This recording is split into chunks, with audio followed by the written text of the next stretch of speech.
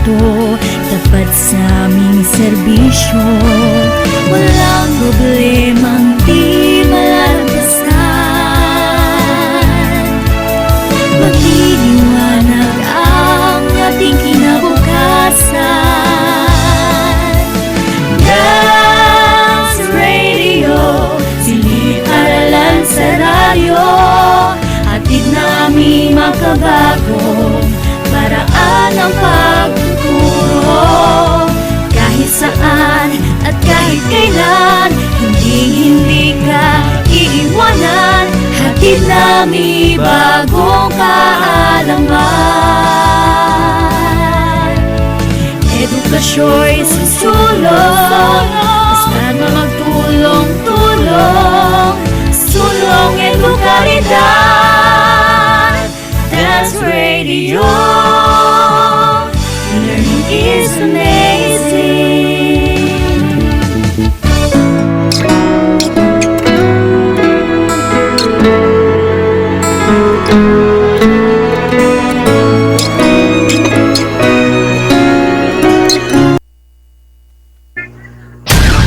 Ito ang 106.3 Dance Radio.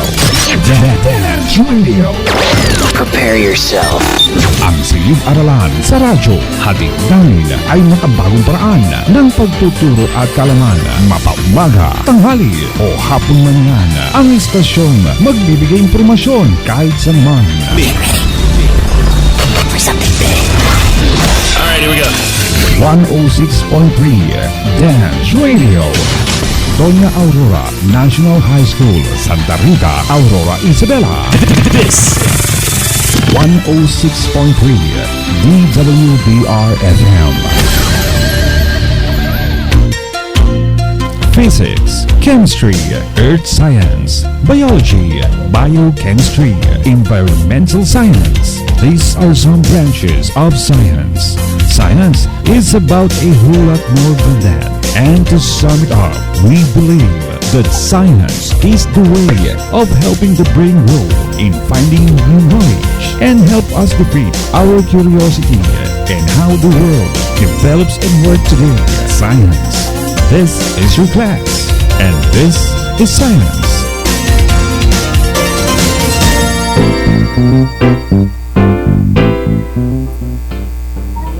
Good afternoon to all our viewers and listeners, especially of course sa ating mga grade 10 learners. Good afternoon po sa ating dance family headed by our loving father, of course, Sir Rodrigo V. Pascua, the education program supervisor as well as the officer in charge of our school, and our supportive mother, Ma'am Ruby Guillermo, the assistant principal designate. Good afternoon din po sa ating mga head teachers from our 8 different learning areas, and syempre, especially to our very own science learning area head teacher, Ma'am Annabel Rodriguez. To our dear learners, parents, and all who are now attending via FB live stream and Dance Radio, welcome po sa ating scientific time with grade 10 science discussion. Okay, with us today are the enthusiastic grade 10 teachers to provide us clear understanding of our topic for today. Ayan, mga kaagham, bumati naman tayo sa ating mga dear learners. Sir Ronnie. So,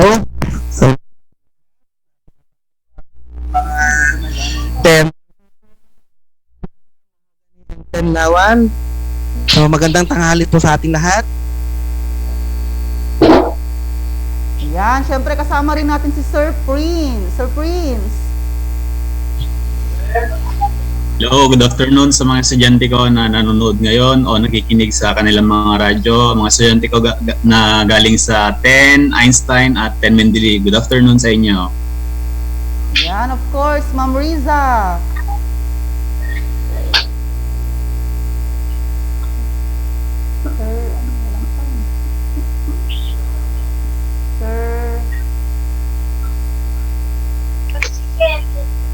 Medyo mahina ang ating audio.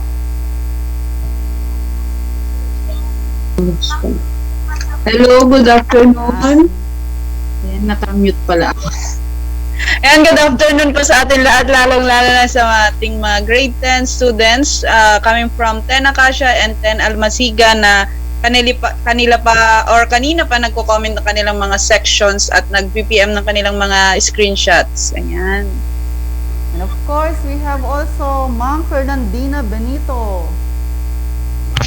Okay, good afternoon sa ating lahat. Good afternoon sa aking mga 10 Tangile, Talisay, and Pindalo. Meron na tayong usapan kahapon. So, kailangan nating manood ng live discussion para sa mas maliwanag na lesson para sa ating lahat. Okay, good afternoon everyone. Okay, thank you mga kaagham. Siyempre, babatiin ko rin ang aking mga 10 sinagtala. Siyempre, silang aking mga pinakamamahal na Junakis. And of course, 10 Obra and 10 SPJ. Alam na mga anak kung ano yung gagawin, no? Ayan. So, dear learners, we will be right back after the airing of our lesson. So, please stay tuned for our live discussion later on. Okay, so thank you. We will be right back. Dance Radio, siniharalan sa radyo, atid namin makabago, paraan ang pagtuturo. Wala nang makakapigil pa. Sulong Arangkada 106.3 Dance Radio sa Aurora, Isabela. Edukasyo'y susulong, basta na magtulong-tulong, sulong edukalidad. Dance Radio, learning is amazing.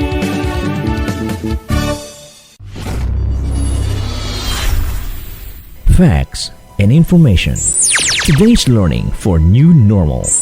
With capable teachers whose heart and souls are defined. Deliver knowledge inside your home to radio. This is DWDR-FM 106.3 Dance Radio, a community FM radio station of Doña Aurora National High School, Santa Rita, Aurora, Isabela. This is DWDR-FM 106.3 Dance Radio, fully dedicated to serve the public in tribute to education. With the use of radio-based instructions, we are pleased to deliver the utmost aim of education through distance learning approach. With subjects like English, Science, Math, Filipino, Araling Palipunan, TLE, MAPE, and ESP. This is DWDR-FM 106.3 Dance Radio is now ready to serve you right inside your home. This is DWDR-FM 106.3 Dance Radio, your school on the air.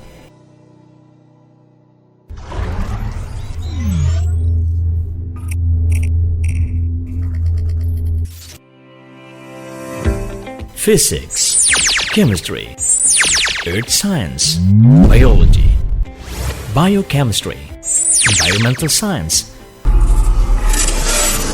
These are some branches of science. Science is about a whole lot more than that. And to sum it up, we believe that science is a way of helping the brain grow in finding new knowledge and help us defeat our curiosity of how the world develops and works today. Science, science, science. This is your class. And this is Science. And now, here is your host for the day.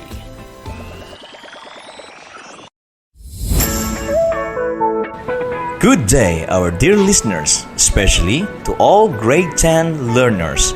This is your school on the air, and it's Science Time. It's Science Time! We are glad to be with you in this lesson this afternoon, only here in our station 106.3 FM Dance Radio. I am your host for today, Teacher Dennis Mendoza from Doña Aurora National High School. With me is Teacher Riza Marzan, our technical specialist. It is better if you are in a comfortable place while listening on air. If you have any question about your lesson, you can send us at 0917 177 8658. I repeat, 0917 177 8658. You may also send through an email address or messenger account of your teacher that can be seen in your kit. Let us now begin with our lesson. And to start with our lesson for today, may I introduce to you your radio teacher, Ma'am Riofae Magaway. Good day, everyone. I am your radio teacher, Riofae Magaway. Be inspired by the quote from Malcolm X, "Education is the passport to the future. For tomorrow belongs to those who prepare for it today." Wow! How are you today? It's nice to hear that you are all okay, despite of what is happening nowadays. Our objectives for today are to investigate the evidences of continental drift theory, to explain the evolution of the oceanic crust through seafloor spreading, and to realize the importance of the seafloor spreading process relative to continental drift. Let's get started. Are you holding Module 5 now? Yes, ma'am. Don't forget to write your name, section, and the date today. Remember to achieve the objectives I previously mentioned. You, the learner, are to do the following. Take time in reading the lessons thoroughly. Follow the directions or instructions in the activities and exercises carefully, and answer all the given tests and exercises diligently. Remember, our lesson for today is all about the evidences of plate movements. Get ready because you are in for a ride. Ready?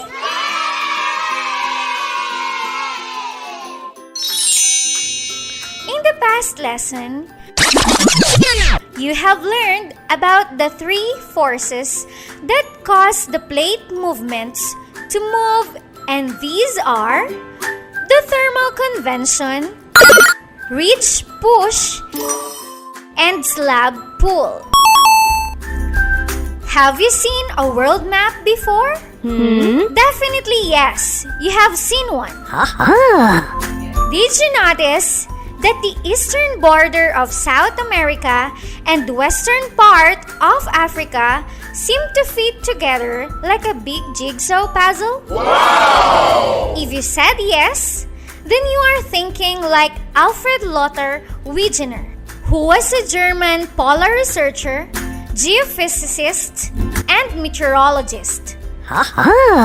He is remembered as the originator of the continental drift theory by hypothesizing in 1912 that the continents are slowly drifting around the Earth and was once a large land mass called Pangaea, a Greek word which means all Earth.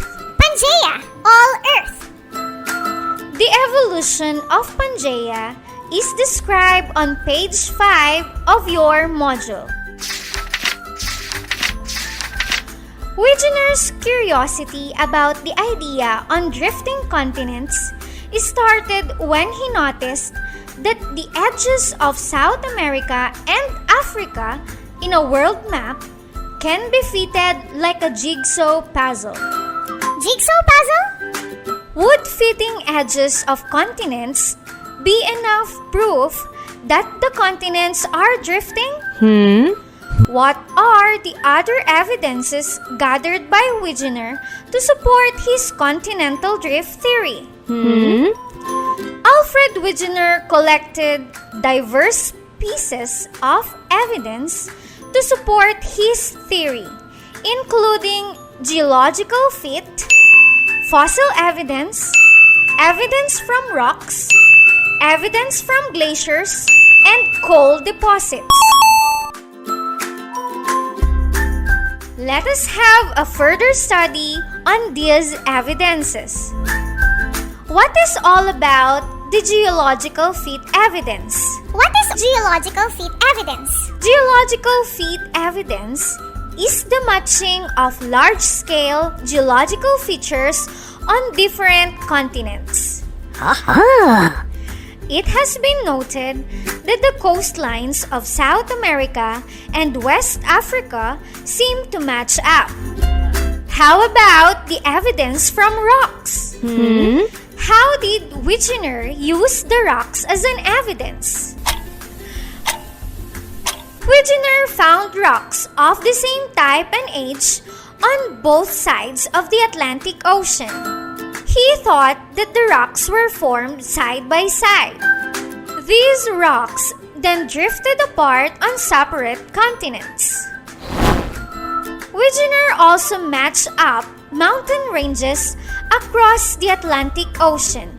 The Appalachian Mountains were just like mountain ranges in eastern Greenland, Ireland, Great Britain, and Norway. Wegener concluded that they formed as a single mountain range. This mountain range broke apart as the continents split up. The mountain range separated as the continents drifted. We are done on the two evidences presented by Wegener to support his continental drift theory. What can you say about the third evidence of Wegener, the evidence from glacier? Let's see if your idea is correct. Glaciers carve rocks and leave marks as they move. In this evidence, scientists can determine the direction of movement of each continent. Wow! Today, glacial deposits formed during the Permo-Carboniferous glaciation about 300 million years ago are found in Antarctica, Africa, South America, India, and Australia. If the continents haven't moved, then this would suggest an ice sheet extended from the South Pole to the equator at this time. More evidence comes from glacial striations, scratches on the bedrock made by blocks of rock embedded in the ice as the glacier moves. These show the direction of the glacier and suggest the ice flowed from a single central point.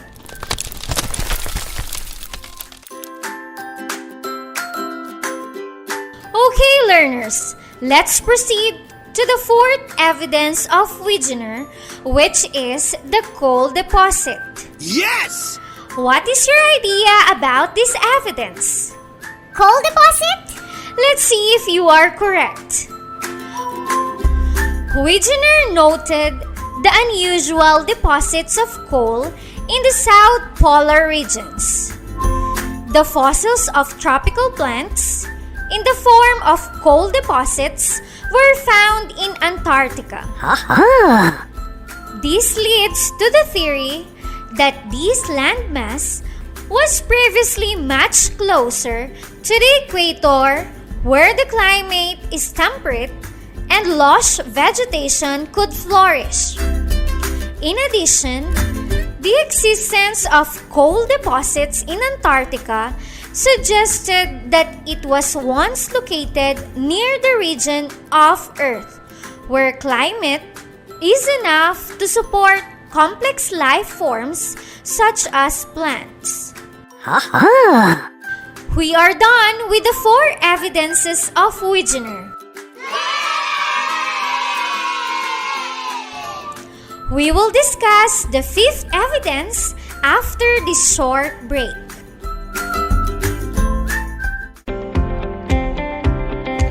Facts about COVID-19. What is COVID-19? COVID-19 is a disease caused by a new strain of coronavirus. What are symptoms of COVID-19? Symptoms can include fever, cough, and shortness of breath. In more severe cases, infection can cause pneumonia or breathing difficulties. How can we prevent COVID-19? To prevent the spread of COVID-19, clean your hand often. Maintain a safe distance. Wear masks when physical distancing is not possible. Don't touch your eyes, nose, or mouth. Cover your nose and mouth with your bent elbow or a tissue when you cough or sneeze.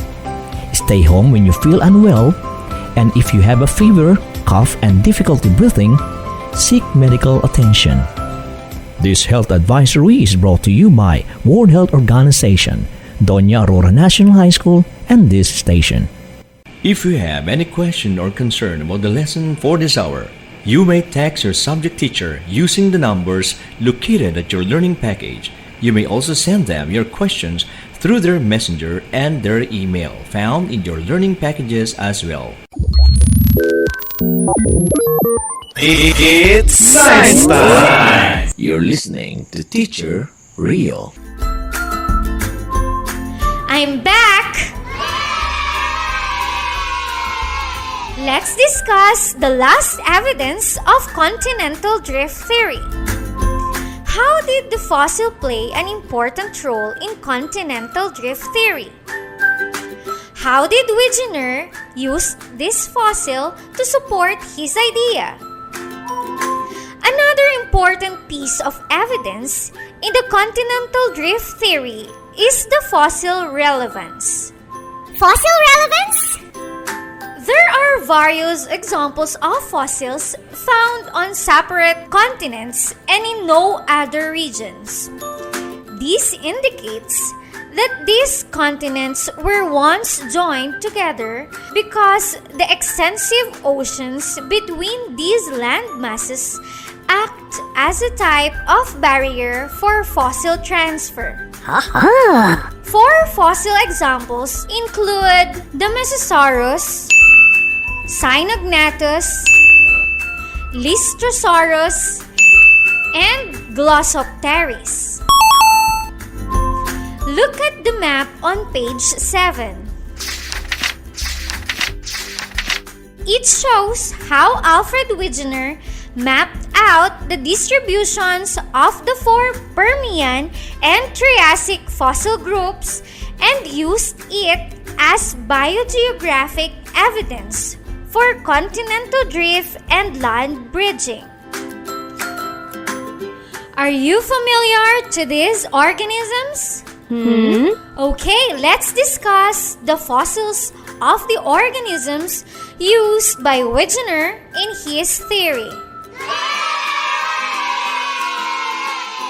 Wegener used the fossil of Mesosaurus. What is Mesosaurus?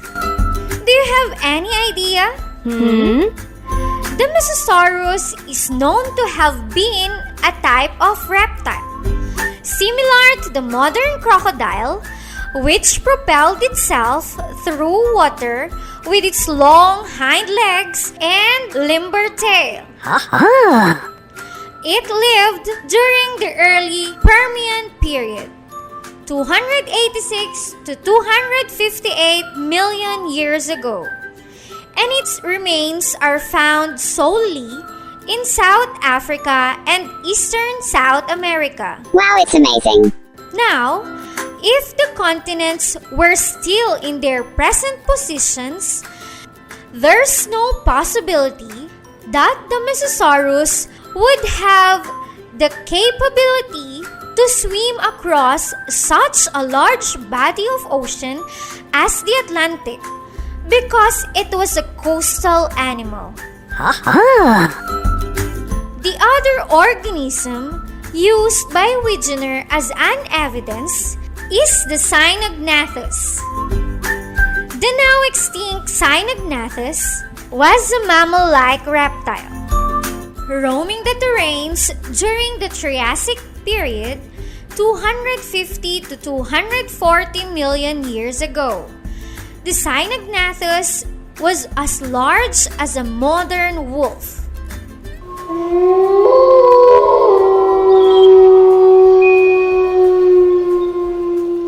Its fossils are found only in South Africa and South America. As a land-dominant species, the Cynognathus would not have been capable of migrating across the Atlantic.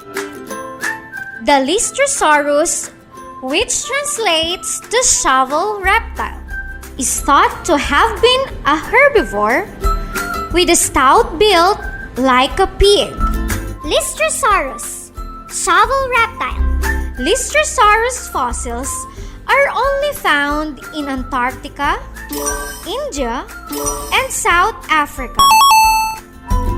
Similar to the land-dwelling Cynognathus, the Lystrosaurus would have not had the swimming capability to traverse any ocean. Possibly the most important fossil evidence found in the plant Glossopteris. Glossopteris? The Glossopteris fossil is found in Australia, Antarctica, India, South Africa, and South America, all the southern continents. Glossopteris seed is known to be large and bulky and possibly could not have drifted or flown across the oceans to a separate continent.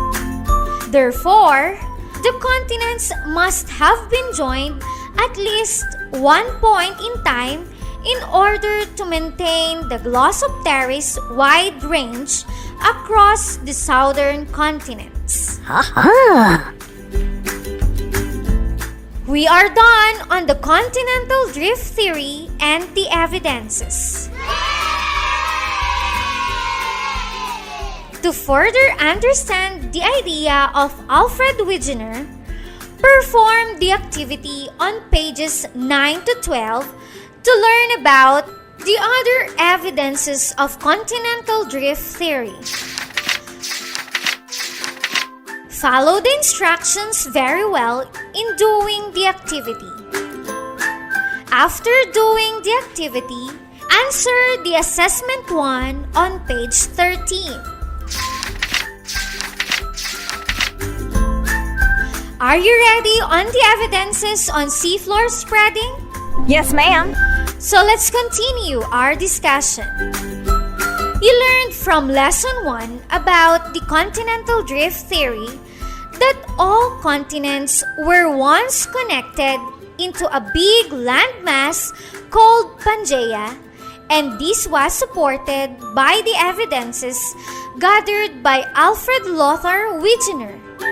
However, questions such as what causes the continents to move was not logically answered by the theory.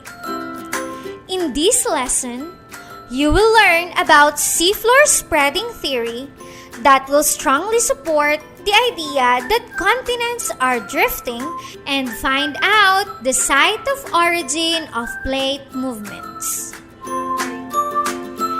What did Harry Hess and his men accidentally discover when they explored the oceanic floor?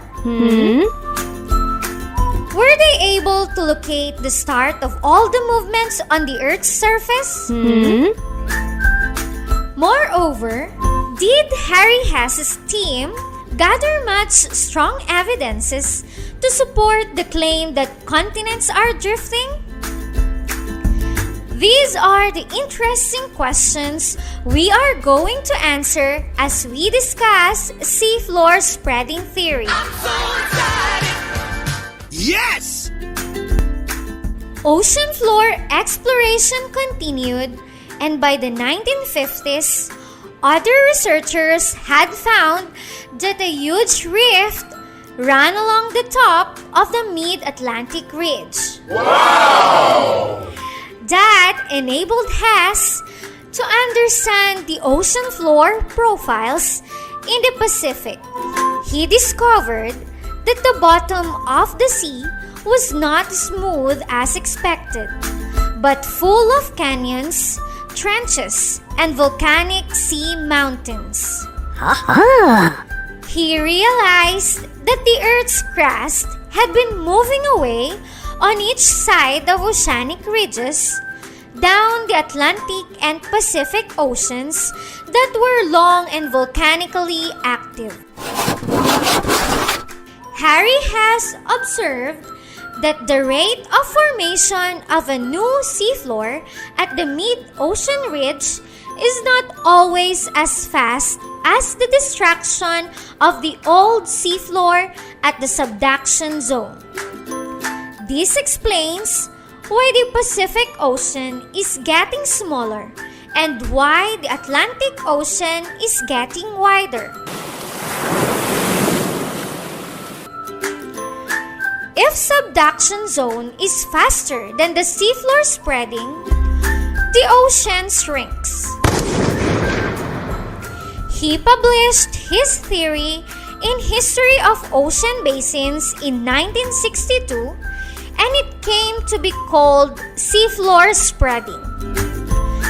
In the early 1960s, dating of ocean core samples showed that the ocean floor was younger at the mid-Atlantic ridge but progressively older in either direction, confirming the reality of seafloor spreading. To further understand what Harry Hess and his men discover, perform the activity on page 17 to 18.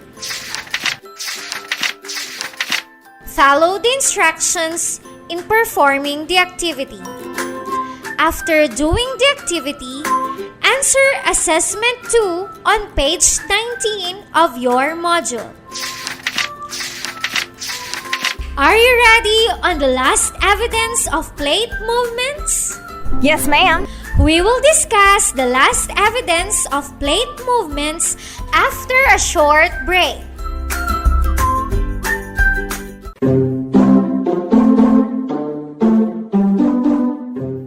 Mare, nabalitaan mo na ba na nag-o-offer ng radio-based instruction or RBI ang Doña Aurora National High School? Ganun ba, Mare? Ito yung bagong paraan ng pagtuturo gamit ang radio. Kung ganon, di na ako mangangamba. Doon na ako sa Doña. Ngayong laganap ang pandemya sa bansa, marami ang nangangamba. Edukasyon ng anak, inaalala. Huwag nang mangamba sapagkat dito sa Doña, sagot kita. Gamit ang radyo sa pagtuturo, ikaw ay di na matutuliro. Radio-based instruction ang kasangga mo sa edukasyon ng anak mo. Sapagkat sa Doña, bawat bata mahalaga.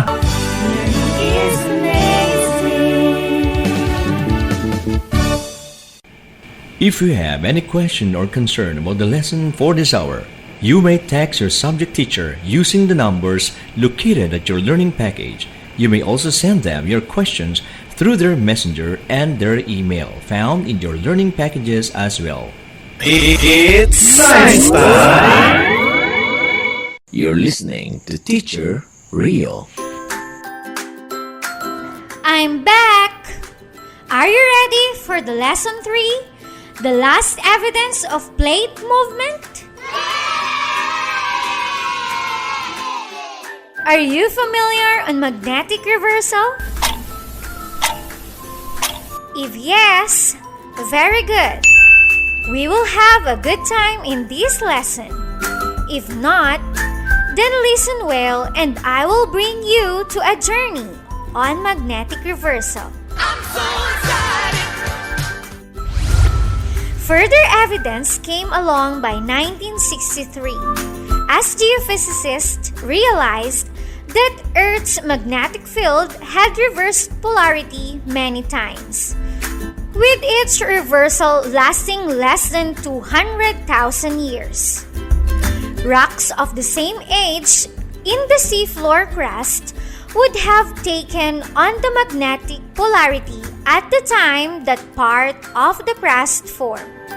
A magnetic compass can tell direction. The needle of a magnetic compass usually points to the North Pole of the Earth, which is actually the South Magnetic Pole at present. The crystallized irons in rocks found in the seafloor acts as a magnetic compass that can tell the Earth's magnetic field direction. So what is magnetic reversal? How can magnetic reversal be used as an evidence of the seafloor spreading theory? Magnetic reversal? Magnetic reversal happened many times in the past. The occurrence of the magnetic reversal can be explained through the magnetic patterns in the magnetic rocks. These magnetic patterns allow our scientists to understand the ages and rate of movement of the materials from the mid-oceanic ridge. Magnetic reversal, also called magnetic flip of the Earth, happens when the North Pole is transformed into South Pole and South Pole becomes North Pole. This event happens because of the changing direction of flow of materials in the Earth's liquid outer core. Over the last 10 million years, there had been an average of 4 to 5 reversals per million years. New rocks are added to the ocean floor at the ridge with approximately equal amounts on both sides of the oceanic ridge.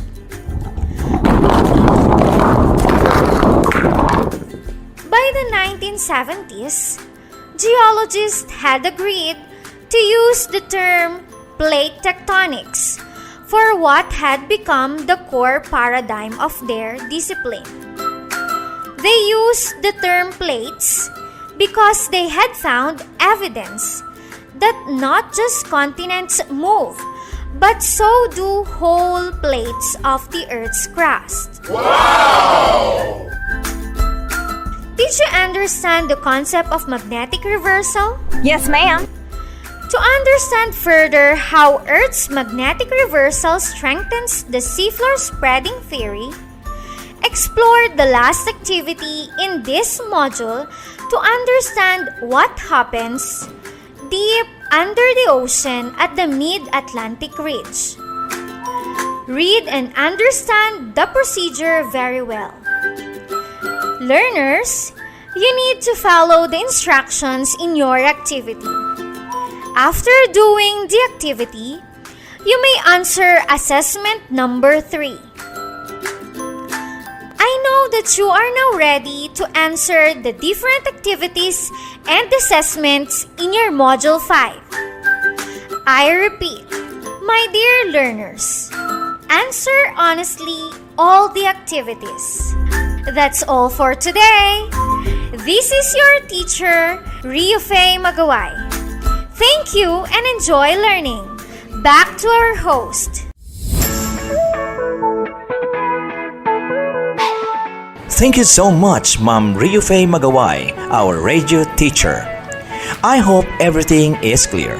If you have some questions, my dear learners, you may call or text on this number 0917-177-8658. I repeat, 0917-177-8658.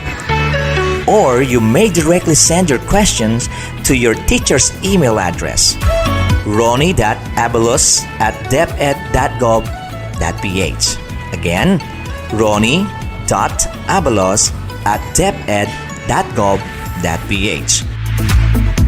I would like to acknowledge the teachers behind this school on the air lessons. Ma'am Rio Faye Magaway, your radio teacher on the air.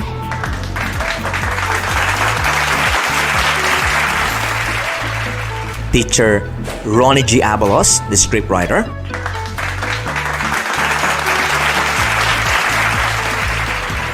and Teacher Riza N. Marzan, the technician.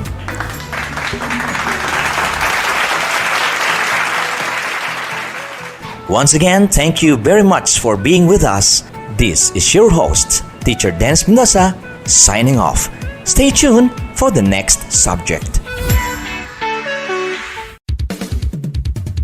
Dance Radio, siniparalan sa radyo, atid namin makabago, paraan ang pagtuturo.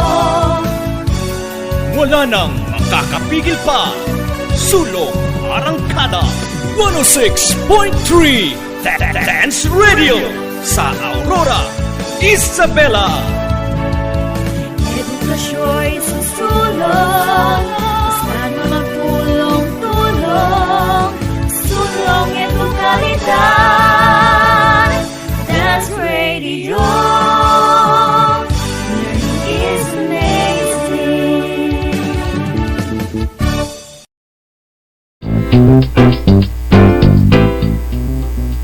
Okay, so welcome back our dear learners. And of course, welcome back Sir Ronnie, Sir Prince, Ma'am Dines, and Ma'am Riza. Okay, so if you had listened to the on-the-air lesson a while back, you would agree that we have a very interesting topic to be discussed today. Tama po ba ako? Agree or disagree? Of course, agree. Ayan. Of Sir course, Ronnie. agree. Ayan. Sir Ronnie, what is again our topic for today? Sa mga hindi nakarinig kanina. Okay, Ma'am Mirna. Okay na po. Ngayong tanghaling ito, muli natin lilinawin yung tungkol sa continental drift theory, yung mga evidences niya, at kung bakit kahit nakapag-present si Alfred Wegener ng mga evidences about the continental drift, and yet nireject ito ng science, bakit hindi tinatanggap. And the seafloor is spreading, especially sa seafloor spreading, paano nakakapag-create ng new seafloor doon sa tatawag sa new seafloor spreading? Anong kinalaman ng tawag dyan, yung bitak doon sa ilalim ng dagat, kung paano sila nakapag-create, anong nangyayari sa old seafloor, anong nangyayari sa mga yon. So, yun yung pag-aaral natin ngayong hapon ito, Ma'am Mirna. Okay, wow, Sir Ronnie. Talagang napakaganda ng ating topic, no? Very interesting. Sir, ano naman kaya ang dapat i-expect ng mga students natin dito sa ating discussion? In our discussion, we will investigate the evidences of continental drift, katulad sabi ko kanina, and we will explain the evolution or the creation of the crust of the seafloor through the seafloor spreading. Okay, so that's right. Ayan my dear learners, this afternoon ay magiging mga investigators pala tayo. Ayan, we will focus on the evidences of plate movement. Totoo bang nagmumove ang ating mga plates, no? Ayan, but before that, may we recall the topic in our previous module wherein we discussed the plate tectonic theory and convection current. Okay, Sir Ronnie, can you give us a brief overview of our past lesson? Okay, dun sa module number 4, actually diniscuss na kasi plate tectonic theory doon and the convection current. Kung i-recall natin sa module number 4 natin, plate tectonic theory, sabi nga was developed in 1960s yan. Then, ano bang sinasabi sa plate tectonic? It states that, yan ka natin. Hindi ko makita yung PowerPoint. So, it states that the Earth's lithosphere, yung, di ba, sa layers of the Earth, pag-aralan natin sa lithosphere, gawa yan sa crust and the upper mantle. It's broken up into several pieces called plates that move slowly. So, kaya sabi na yun na yung lithosphere natin na hati sa iba't ibang plate na gumagalaw ng dahan-dahan.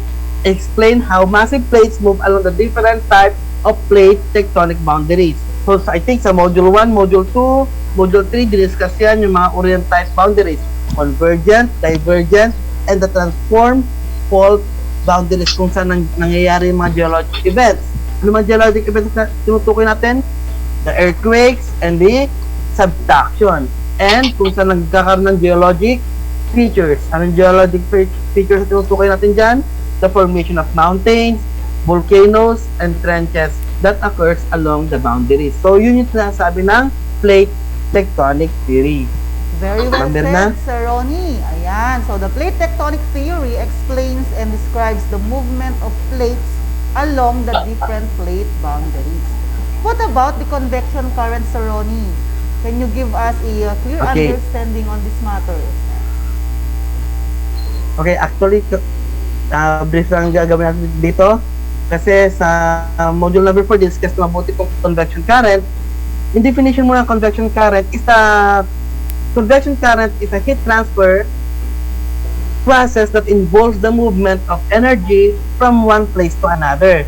Convection current tends to move pwedeng fluid, gas particles, or molten rocks. These are due, so ba't pa nagkakaroon ng convection current? These are due to differences in densities and the temperature of a specific gas or fluid. Due to this temperature difference, the hot fluid tends to rise as it expands, where the cold fluids tends to sink because it contracts. Now, ano ang kinalaman nito ngayon sa movement dito sa plate na sinasabi natin? Tandaan natin, convection currents also happens in the mantle. So, paano siya nangyayari? The mantle, di ba, that's the inner second layer of the earth, made up most of hot rocks and magma. It is very hot layer because the heat is generated by the core. So, anong source? Bakit sobrang init na naman dun sa core? This is due to the decay or breakdown of radioactive elements. So, walang apoy doon kasi kung matatandaan natin doon sa component, module number 2, I think matatandaan natin sa component ng Earth's core, walang nakalagay na oxygen. So, wala siyang burning na nangyayari. Dahil lang sa breakdown of radioactive elements. Now, the mantle convection is the process by which thermal convection occurs in the inner layer of the Earth. The differences between the interior and the surface convection, yan nasa picture, convection of the current to occur within the mantle. The lithospheric plates, these are the uppermost part of the Earth, and they are flowing in the area called asthenosphere. Sa layer ng Earth natin asthenosphere, ito yung malambot na nagpo-flow. So, asthenosphere is a soft, rigid upper part of the mantle where the lithospheric plates float and move within around. So, ano nangyari? These plates move slowly, constantly when hot, less dense materials rises. Diba sinabi ko kanina, kapag mainit, tumataas. So, pagtaas na mainit or hot, less dense materials, pagtaas nila, itong asthenosphere, gumagalaw siya. Then, the rising of hot materials cools down in a certain area. So, it becomes denser than the cool dense material sinks. Then, it creates a convection cell with hot rising current and cool sinking currents are regularly repeated to become a cycle. So, kaya po gumagalaw ang ating lithosphere, Ma'am Mirna, dahil sa convection current. Okay, so thank you, Sir Ronnie, for that very clear and wonderful explanation. Napa-imagine pa ako. Ayan, so our dear learners, we hope you had already understood the past lesson. Sabi ko nga, kapag nagkakaroon ako ng usap tayo, sir, sa aking mga klase, no, ang topics natin sa ating modules this quarter are related sa bawat isa. That's why, an understanding of the concepts from each module is very significant. Kasi kailangan lang maintindihan yung past module para maintindihan ulit yung susunod na module. Okay, this time, let us proceed to continental drift theory. Okay, so Ma'am Dines and Sir Ronnie, okay, please, paki-explain sa atin ang concepts na ito. Okay, thank you, Ma'am Mirna. Naririnig po ba ako? Yes. Loud and clear po. Okay, so dito 'di ba yung explanation ni Sir Ronnie kanina about the past lesson, and then kung nakikinig kayo kanina dun sa first part ng explanation niya or nung talk niya, nabanggit niya doon na yung sa about this continental drift theory or yung theory na dinevelop by a certain scientist, hindi siya kaagad tinanggap ng tao. Why? Bakit kaya hindi kaagad tinanggap? Kasi ang isa doon is sinabi niya ay ang ano sa kanya is hindi naman siya geologist. Yung nag-propose or nag-hypothesize about that continental drift theory. Hindi naman daw siya yung hindi siya anong tawag nito? Hindi siya geologist. Kaya kumbaga parang hindi siya naniniwala, 'di ba? Parang hindi naniwala yung mga tao sa kanya. Okay. So ang ano natin dito is what is really a continental drift theory? Ano nga ba ang continental drift theory? Sir Ronnie. Okay, Ma'am Dance, magandang katanungan. So, actually, ang continental drift theory was developed by Alfred Wegener. So, he proposed the continental drift theory by hypothesizing in 1912 that the continents are slowly drifting around the Earth and once large mass called Pangaea. So, kumbaga may supercontinent. Tama, ma'am? May supercontinent. Yes, sir. Supercontinent, oo. Yes. Ang tawag doon sa supercontinent na yan ay Pangaea. Tama po ba? Pangaea. Yes, sir. All Earth. Yes. All Earth or the entire Earth ang tawag doon noon sa mga ano. Kasi actually, di ba, Sir Ronnie, maraming mga iba't ibang mga tawag dun sa Pangaea na yan. Pwede, di ba, it comes from the ancient Greek word pan meaning entire and Gaia meaning earth. Kaya all earth. All earth. Yung or the supercontinent. Yes. Okay. So Pangaea is not the only supercontinent actually, di ba, Sir Ronnie? Hindi lang siya yung supercontinent There are other older supercontinents bago pa dumating si Pangaea. Okay, so Sir Ronnie, ano na ba ulit yung continental drift theory or yung tinatawag na CDT, di ba, sir? Continental drift theory or the CDT. I repeat, that this theory hypothesizing that the continents are slowly drifting around the Earth and was once a large landmass called Pangaea. So, nung pinopost ni Wegener to, ma'am, kasama niya nang sinabi yun mga evidences niya. Actually, meron siyang 3 evidences na i-discuss natin. Yung sa PowerPoint natin, makikita ninyo dyan nahati sa 3. The geologic, the fossil, and the climate evidence. The climate change. The climate change. Sa ibang book, paleoclimate change yan o paleoclimatic. Sa ibang book naman, sabi nilang coal deposit and ice, parang ganun sabi nila, pero pare-parehas lang yan. Pare-parehas lang yon. So, okay, so isa-isahin natin, di ba, Sir Ronnie? Yung mga evidences. Ito na yung nagpapatunay na tama nga si Alfred Wegener na kahit hindi siya geologist, at least in the later part, nagkaroon na ng mga, kumbaga, talagang pinag-aralan na niya para lang to support yung theory niya na yun, the continental drift theory. Okay, so unahin natin yung geological evidence. Sino ba sa atin yung naglalaro ng yung sa jigsaw puzzle? Diba, Sir Ronnie, ang gandang maglaro ng jigsaw puzzle? Oo, na kinoconnect mo lang na na magkakamatch yun end niya. So, anong sinasabi sa geologic evidence, ma'am? Sinasabi dito, this is the matching of large-scale geologic features on different continents. It has been noted that the coastline of South America and West Africa seem to match up. However, more particular, kumbaga, pag pinagdugtong mo na sila, pareho kung meron mang bitak, maaaring sa erosion o maaaring sa ibang activities na. Pero once sa pinagdugtong mo daw yung dalawang yun, yung South America and West Africa, they fit together. Almost they fit together. Yung sasabi dun sa geologic or the geological evidence. Yes. Actually, sir, di ba ito yung it is the strongest evidences of continental drift theory, yung sa jigsaw. Kasi kung, yun nga yung sabi mo, kung may face-to-face, talagang makikita mo kasi ipapalaro mo sa bata yun kung paano yung Yes. pagmamatch, di ba? Na talagang Yes, ano talaga sila, magmamatch talaga sila. Yes, ma'am. Kundi naman doon sa rocks. Bakit na naman doon sa rocks? Kasi geologic din naman yung rocks. Sinasabi ni Wegener, identical rocks of the same type and age are found both in Atlantic Ocean. Wegener said that the rocks had formed side by side, that land has since the move apart. So, pare-parehas daw yung mga type, Oo. age, yung sinasabi niya. Magkamukhang pa, parang ganun. Yes, especially in Appalachian Mountain.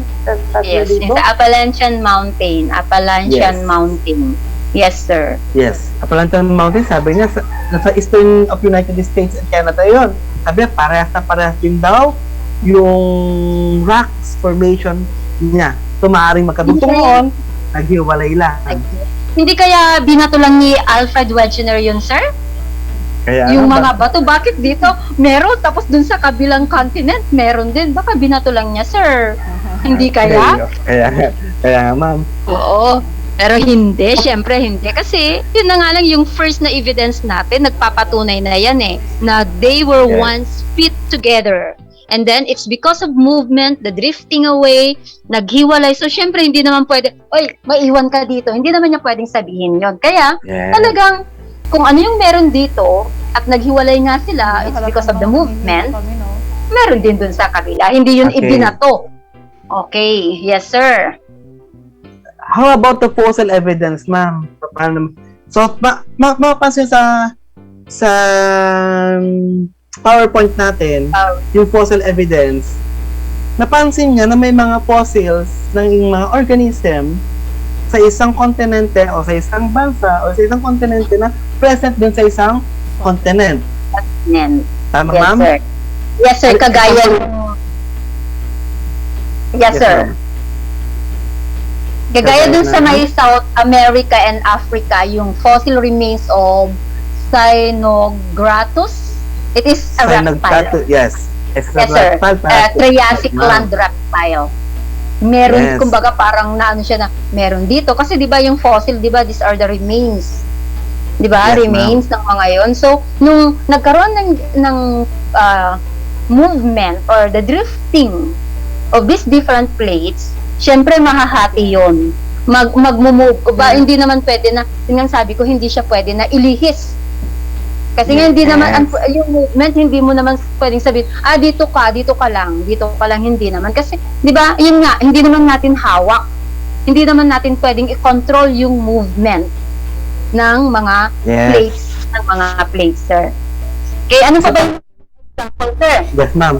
Yung Mesosaurus. Mesosaurus is a type of reptile din na makikita sa South Africa and South America. Yes. Reptile yan. Africa So, and- ibig yes, sabihin, sir. sa position nila ngayon, medyo separated yan ng bodies of water, Sabi ni Wegener, napaka-imposible niyang tawirin o languyin ang bodies of water. So, sabi niya, siguro, noon magkadugtong yan, then naghiwalay, kaya nagkaroon ng dalawang, merong Mesosaurus sa South Africa, meron din Mesosaurus sa South America. Yes, sa South America. Ito ang matindi, Then- Sir Ronnie, yung Glossopteris. Parang Yes. from South America, dumaan siya ng India, Antarctica, and Australia. Tama ba ako, Sir Ronnie?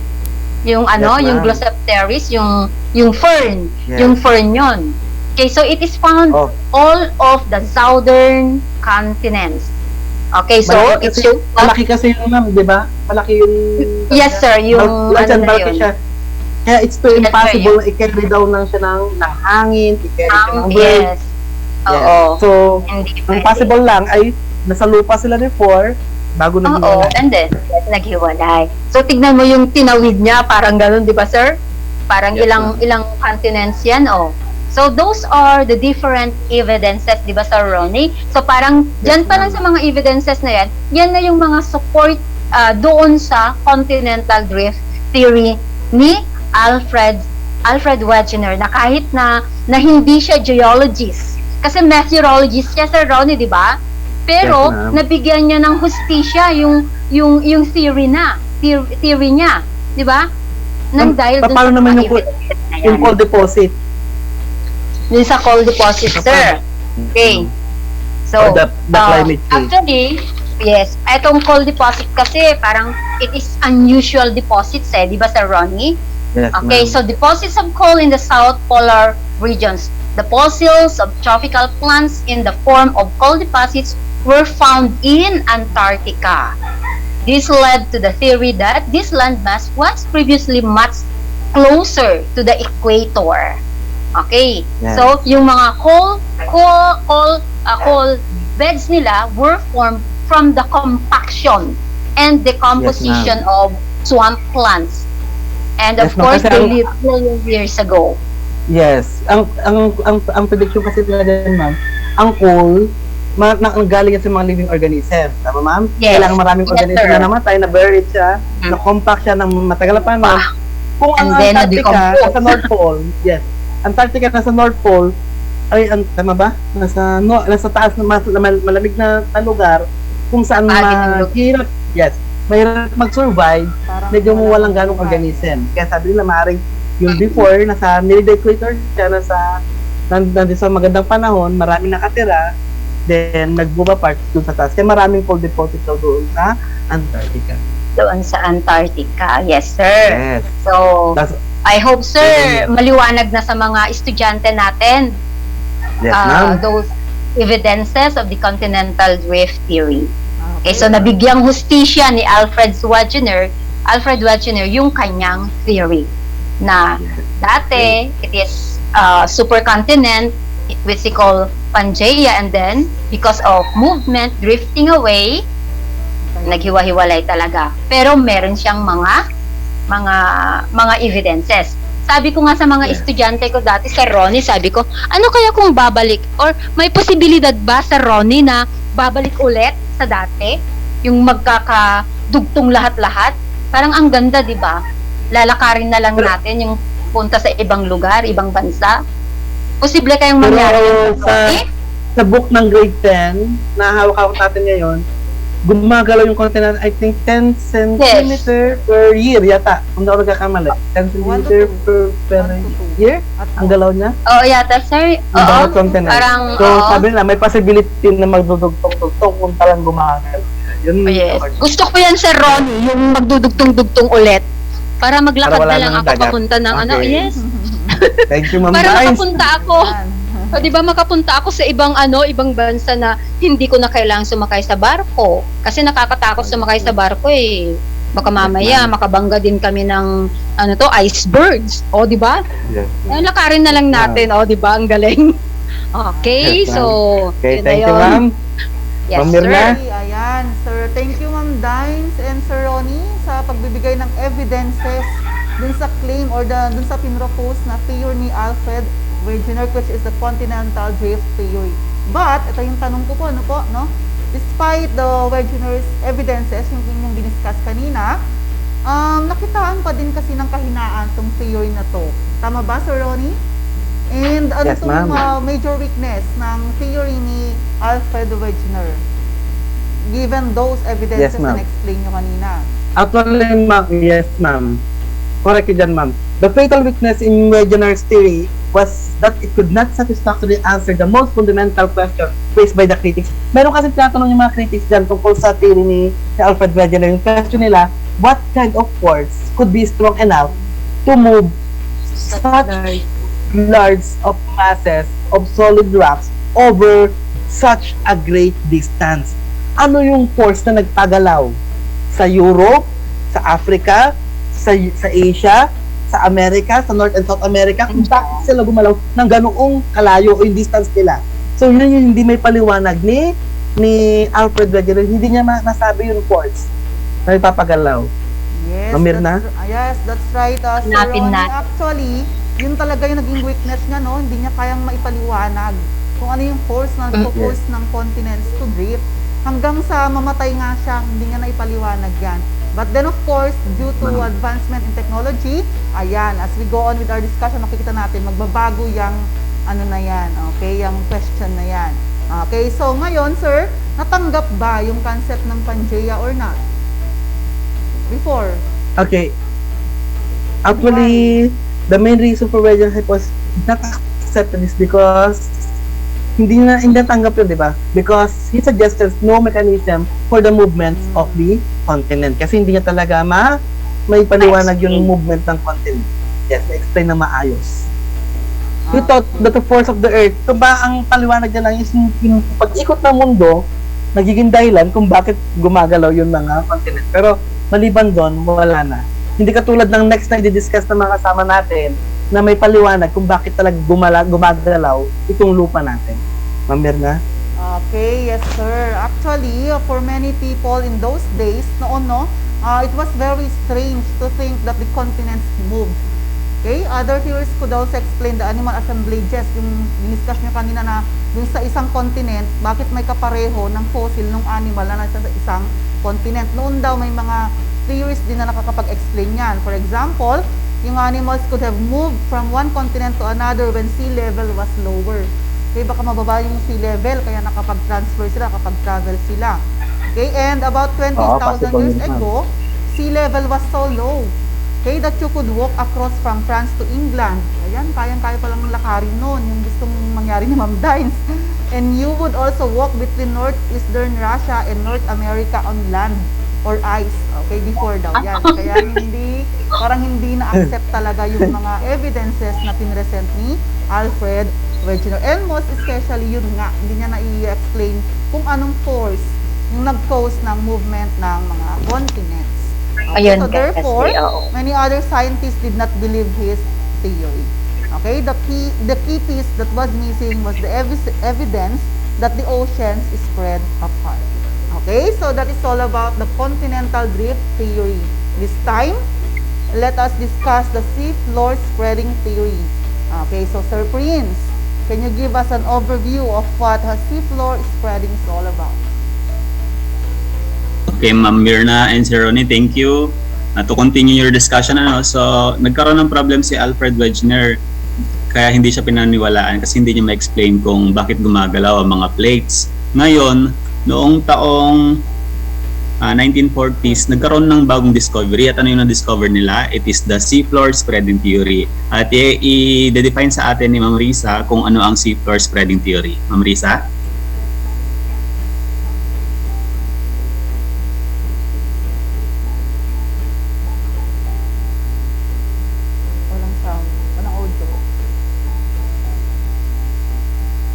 Yan.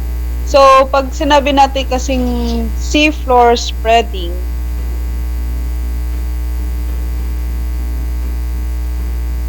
pag sinabi natin seafloor spreading, sir, is a geological process in which the tectonic plates or the large slab of earth lithosphere is split apart from each other. Tulad ng nangyayari dyan sa PowerPoint natin, nagkakaroon ng spreading. Yung mga plates natin. So the seafloor spreading and the other tectonic activities processes are the result of the mantle convection. Tulad nga ng sabi ni Sir Ronnie kanina na nagkakaroon ng convection doon sa ating mantle, which is nagkakaroon ng paggalaw dito sa ating crust. Then the mantle convection is the slow charming motion of Earth's mantle. So the convection current carry heat from the lower mantle and the core to the lithosphere. So the convection current also recycle the lithospheric materials back to the mantle. So the seafloor spreadings occurs at the divergent plate boundaries. So dito nagkakaroon ng, alam natin na yung divergent plate boundaries nagkakaroon ng separation. So as the tectonic plates slowly move away from each other, the heat from the mantle's convection current makes the crust more plastic and less dense. So the less dense materials rises after forming a mountain or elevated area, and eventually the crust cracks. So the hot magma, fueled by the mantle convection, bubbles up to fill this and spills out the crust. Ayun nga sir ang nagkakaroon ng seafloor spreading. Yes, thank you, Ma'am Risa. At ano yung discovery na naging evidence ng pagkakaroon ng seafloor spreading? So kung titignan natin, kung panonoorin natin itong video, itong naka-flash ngayon sa screen ninyo, yan ay actually seafloor spreading. At yung mga dots dyan, yung mga colors dyan, yan yung mga magnetic strips. Kung i-observe natin yung compass, nakikita nyo ba yung compass dyan? Yung bilog na meron siyang arrow na red and white, tapos may label na N and S. N stands for the North Pole, North Magnetic Pole, and S for the South Magnetic Pole. Okay, kung habang nag-i-spread yung seafloor, habang lumalayo doon sa kung saan nangyayari yung seafloor spreading, nagbabago yung direction ng compass, nag-flip ang north and south direction. So that is actually one evidence of seafloor spreading. The magnetism of the mid-ocean ridges helped scientists first identify the process of seafloor spreading in the early 20th century. The basalt, the once molten rock that makes up most new oceanic crust, is a fairly magnetic substance, and scientists began using magnetometers to measure the magnetism of the ocean floor in the 1950s. What they discovered was that the magnetism of the ocean floor around mid-ocean ridges was divided into matching stripes on either side of the ridge. So kung next slide, Sir Joshel. So nakikita pareho yan. Yan, ganyan yan. So kung makikita natin dyan, para siyang, ito yung mga magnetic stripes, para siyang mirror, kung mirror image, yung left part ay parang mirror image ng right part from the location of seafloor spreading. So the specific magnetism of basalt rock is determined by the Earth's magnetic field when the magma is cooling. Scientists determined that the same process formed the perfectly symmetrical stripes on both sides of mid-ocean ridge, and the continual process of seafloor spreading separated the stripes in an orderly pattern. Yun nga yung sabi ko kanina. So habang na-form yung new core materials yung new Ocean floor. crust materials natin doon sa location ng seafloor spreading, nasi-save doon yung magnetic field ng Earth. At habang nag-flip yung magnetic field ng Earth, nare-record mismo doon sa ating lithospheric oceanic crust yung mga changes ng magnetism ng Earth. Okay. Another question, saan nangyayari ang seafloor spreading? Okay, meron tayong mga tinatawag na mid-ocean ridges. Seafloor spreading occurs along mid-ocean ridges. Dito sa picture, yung mga dotted line na yan yung mga tinatawag natin na mid-ocean ridges. So anong nangyayari sa mid-ocean ridges? Along mid-ocean ridges, large mountain ranges rising from the ocean floor. Like the Mid-Atlantic Ridge separates the North American plate from the Eurasian plate, and the South American plate from the African plate. The East Pacific Rise is a mid-ocean ridge that runs through the Eastern Pacific Ocean and separates the Pacific plate from the North American plate, and the Cocos Plate, the Nazca Plate, and the Antarctic Plate. Okay, sir, The Southeast Indian Ridge marks where the Southern Indo-Australian Plate forms a divergent boundary with the Antarctic Plate. Okay, Sir Prince, actually And nakikita nila yan sa modules. Yes, ma'am. No? Yung mapa, nakikita nila sa modules para masundan nila yung sinasabi mong mga plates. Okay, nakikita ng mga bata natin yan. Okay, Yes.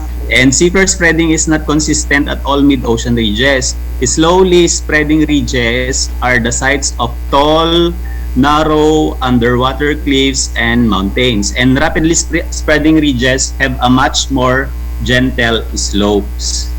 Okay, and the Atlantic Ridge is, for instance, is a slow spreading center which spreads at about 2 to 5 centimeters every year. So mabagal yung seafloor spreading. And that spreading forms an ocean trench about the size of the Grand Canyon. The East Pacific Rise, on the other hand, is a fast spreading center which spreads at about 6 to 16 centimeters every year. And there is not an ocean trench at the East Pacific rise because the ocean floor spreading is too rapid for one to develop. Okay. So the newest and the thinnest crust on Earth is located near the center of mid-ocean ridges, the actual site of seafloor spreading. The density and thickness of ocean crust increases with distance from the mid-ocean ridge. Okay, so if we are to talk about the age of the seafloor, pinaka bata yung mga nasa malapit sa mid-ocean ridges kasi doon lumalabas yung molten material from the Earth's core, tapos doon lumalabas kapag nag-cool down yun na yung nagiging seafloor. So yun yung pinakabagong seafloor natin. Habang lumalayo tayo sa mga mid-ocean ridges, nagiging dense at nagiging older yung mga seafloor materials natin. Okay, Ma'am Risa, may ma-add ka pa ba?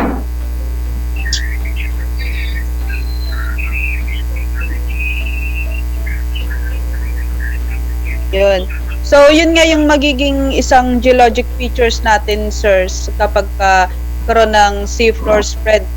Nagkakaroon tayo ng new oceanic crust and eventually nagkakaroon sila ng ang tinatawag nating plate boundaries. So, new geographic features can be created through the seafloor spreading. For example, yung Red Sea natin was created as an African plate and the Arabian plate tore away from each other. So, ngayon, only the Sinai Peninsula connects the Middle East, the Asian, with the North Africa. So, eventually, the geologic predict the seafloor spreading will completely separate the two continents and join the Red and Mediterranean Sea. And also the mid-ocean ridges and the seafloor spreading can also influence the sea levels. So as the oceanic crust move away from the shallow mid-ocean ridges, it cools and sinks and becomes more dense. Then this increases the volume of the ocean basin and decreases the sea level. So for instance, yung mid-ocean ridges natin, in the Panthalassa, the ancient ocean that's surrounded by the supercontinent Pangaea, contributed the shallower ocean and the higher sea levels in the Paleozoic era. So this Panthalassa was an early from the Pacific Ocean, which should experience less seafloor spreading and has a much less extensive mid-ocean ridges system. So this helps explain why the sea levels have fallen dramatically over the past 80 million years, sir. Yun lang po. Okay, yes, thank you, Ma'am Risa. Sir Joshua, can we go back to slide number 4?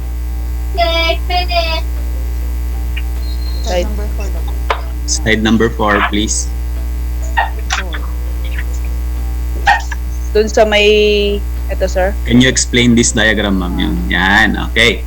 Okay, so let us use this diagram to explain seafloor spreading. Ngayon, yung problema ni Alfred Schwetzner kanina ay, what is the force that powers seafloor spreading? And the answer is, yun nga, yung convection current happening at the core of our inner part of the Earth. So the convection current powers seafloor spreading. So kung makikita natin dyan, meron yung mga red arrows. Ang ibig sabihin lang yan ay gumagalaw yung mga molten material doon sa loob ng ating core ng Earth. Okay? So hot materials rises and colder materials sinks. Yun lang ibig sabihin nun. So kung titignan natin yung nasa gitna, yung nasa ridge. Okay, anong nangyayari doon sa mga molten material? Ma'am Mirna. Habang tumataas, yung malapit sa ridge, anong nangyayari doon sa arrow? Okay, nag-move yung dalawang ating mga plate. They move in separate ways, di ba, ma'am? Okay, they move in separate ways. Yung movement na yon, yun yung nag-break doon sa ating oceanic crust into two. So, nagkakaroon ngayon ng break doon sa part na yon. Yun na ngayon tinatawag natin na ridge. At kung merong break dyan, kung merong break dyan, anong mangyayari doon sa mga molten materials na? Nag-solidify sila, sir, and then nagpo-form ng new crust. Tama ba? Oo, tama. Yes, thank you, Ma'am Mirna, no? So, yung mga molten materials, i-fill up na nila yung mga gaps ng ating oceanic crust kung nasaan yung ridge. At yung lumabas na molten material na yun, later ay magso-solidify yon. At yun yung mga bagong materials ng ating oceanic crust. Okay. At kung titignan natin habang lumalabas yung mga molten materials doon sa ridge, napupush yung nag-break na oceanic crust natin, napupush palayo sa isa't isa. Di ba? Yes, sir. Okay. So, anong ibig sabihin nun? Ang ibig sabihin ba nun ay lumalawak ang ating Earth? Kasi yung plate ay lumalayo sa isa't isa. Tapos kung yung gap nila, yung na-form na gap nila ay nafi-fill upan ng bagong material, edi lumalawak ba ang ating Earth? Sir, actually, nag-move sila and then nag-subduct. Okay, so makikita nyo parang pumapailalim dyan sa ano na yan eh. Diba? Doon sa may trench, pababa siya. Okay, so nagkakaroon ng subduction, sir. Kaya... Okay, so the answer to the question ay lumalaki ba ang ating Earth dahil sa seafloor spreading?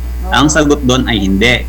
Kasi kung nag-create tayo ng new ocean floor material sa ating mid-oceanic ridges, nagkakaroon din ng destruction. Saan nadi-destroy yung mga old oceanic materials natin? Dito, kung titignan natin dito, meron siyang trench. Familiar ba kayo sa trench? The deepest trench discovered so far is located here in our near our territory dito sa Philippines. Anong tawag na doon ulit? Marianas Trench, ma'am. Okay, tama. Yes, the Marianas Trench. So anong nangyayari doon sa trenches? Anong nangyayari sa trenches, Ma'am Risa? So doon sa trenches, sir, yung sabi mo nga, lumalaki ba? So, yung mga old na plates natin, nagsasubduct siya with the new plates na nakakasalubong niya. Yun yung nangyayari dito sa my trenches, sir. Okay, so yung mga old ocean floor materials ay nagsasubduct under the lithospheric materials. Bakit yung oceanic crust ang nagsasubduct? Kasi denser yon. Okay, so kapag nag-dive na, nag-subduct na siya, nag-dive na ulit, papunta doon sa ating core, dahil may init nga doon, natutunaw na ulit yung mga yun.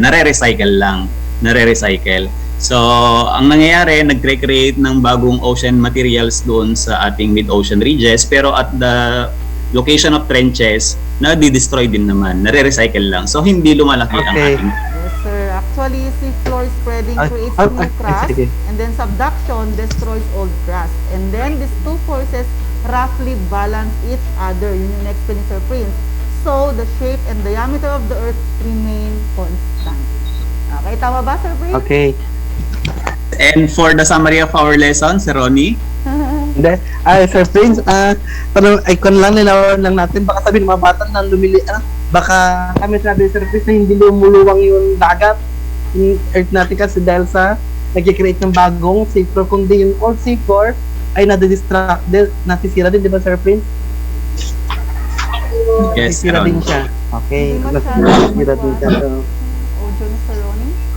Okay, meron na tayong cue na limited ng oras natin. So, maybe we can go with the summary na, Sir Ron.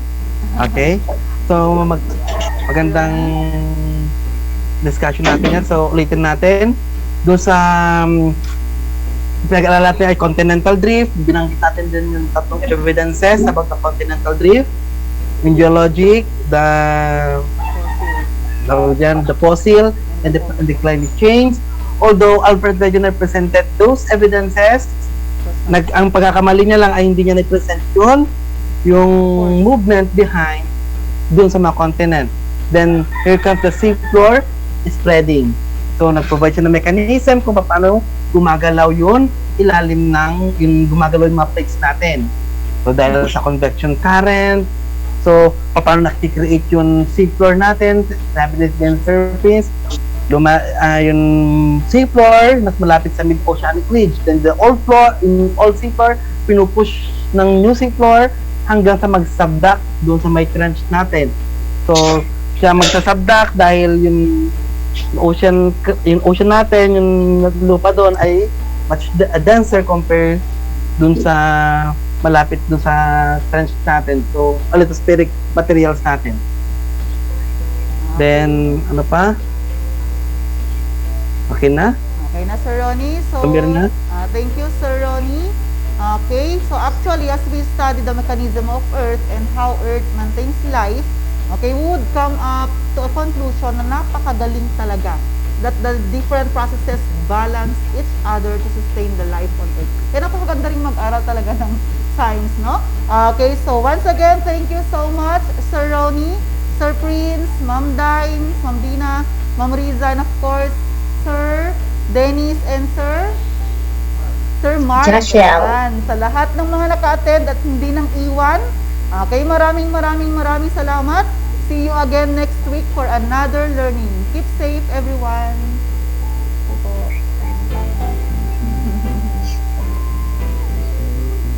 Okay na? Yes. Physics, Salamat sa chemistry, earth science, biology, biochemistry, environmental science. These are some branches of science. Science is about a whole lot more than that. And to sum it up, we believe that science is the way of helping the brain grow in finding new knowledge and help us defeat our curiosity in how the world develops and works today. Science. This is your class, and this is science.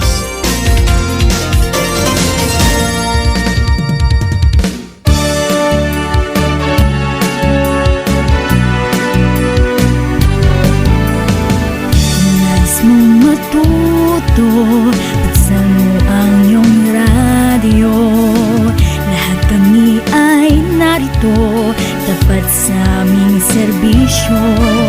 Walang problemang di malalampasan. Magliliwanag ang ating kinabukasan. Dance Radio, silid-aralan sa radyo. Hatid namin makabagong paraan ng pagtuturo. Kahit saan at kahit kailan, hindi ka iiwanan.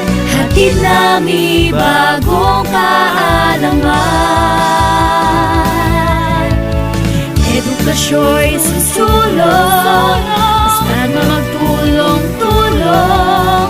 Sulong edukalidad,